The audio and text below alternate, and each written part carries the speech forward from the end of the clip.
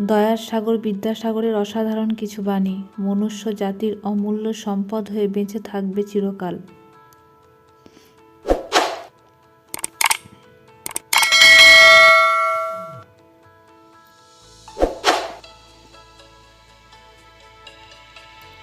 মানুষ যতই বড় হয়ে যাক না কেন, তাকে সব সময় তার অতীত মনে রাখা দরকার। অতীত থেকে শিক্ষা নিয়ে ভবিষ্যতের দিকে এগিয়ে যাওয়া দরকার। মাতা পিতার সেবাই শ্রেষ্ঠ পূজা এবং সন্তানের প্রধান ও পবিত্রতম কর্তব্য।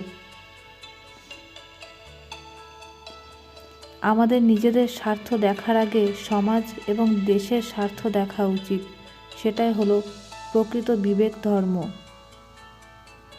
আমরা নিজে যে কাজ সম্পন্ন করতে পারি, অন্যের উপর সে বিষয়ের ভার সমর্পণ করা কখনোই উচিত নয়।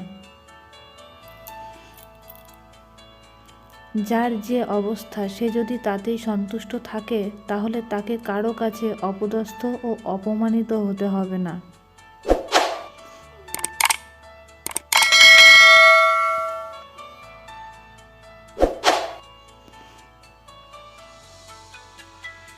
দুঃখ ছাড়া জীবন নাবিক ছাড়া নৌকার মতো।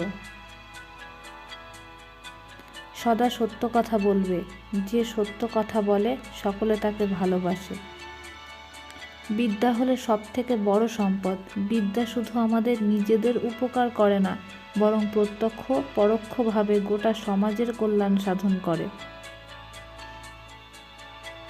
সমাজের মঙ্গলের জন্য যা উচিত বা জরুরি হবে তা করবে। লোকের বা কুটুম্বের ভয়ে কখনো সংকুচিত হবে না। একজন মানুষকে তখনই সর্বশ্রেষ্ঠ কৃতিত্বের অধিকারী বলা যায়, যখন সে অন্যের ভালো কাজের জন্য কিছুটা সময় কাটায়। পরিশ্রম না করলে স্বাস্থ্য রক্ষা ও সুখ লাভ হয় না। যে ব্যক্তি শ্রম করে সে কখনোই কষ্ট পায় না। পরের উপকার করতে গেলে মাঝে মধ্যে ঠকতে হয়। ঠকানোর চেয়ে ঠকা ভালো। পৃথিবীতে সফল ও সুখী মানুষ তারাই, যাদের মধ্যে বিনয় আছে। বিনয়ের আসে শুধুমাত্র শেখার মাধ্যমে। একজন মানুষের সর্বশ্রেষ্ঠ কাজ হওয়া উচিত অন্যের কল্যাণ এবং সহযোগিতা করা, যা একটি সমৃদ্ধ জাতি গঠন করে। যারা নাস্তিক, তাদের বৈজ্ঞানিক দৃষ্টিকোণ থেকে ঈশ্বরে বিশ্বাস করা উচিত। এতেই তাদের স্বার্থ।